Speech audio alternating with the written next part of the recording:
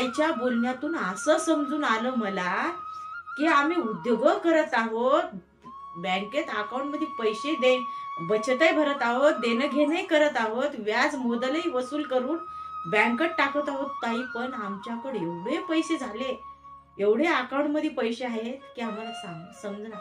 आणि आमच्या बचत गटामध्ये म्हणजे एकोप्याने आम्ही राहतो आणि आमची एकी आहे, अशा ताई त्या बोलल्या. मी थोडा वेळ विचार केला की आपण बँकेकडे जातो, आपले पैसे ठेवण्यासाठी जातो, बँकेकडे अर्ज करतो आणि मॅनेजरला म्हणतो की आम्हाला काहीतरी उद्योगाला कर्ज द्या.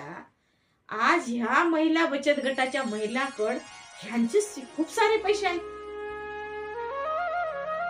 मग ज्यावेळेस आपण गाडग्यामध्ये पैसे जमा करत होतो मागच्या काळामध्ये, गाडग्यामध्ये पैसे जमा करायचे, कधी ना कधी ते जर उघडं राहिलं तर ते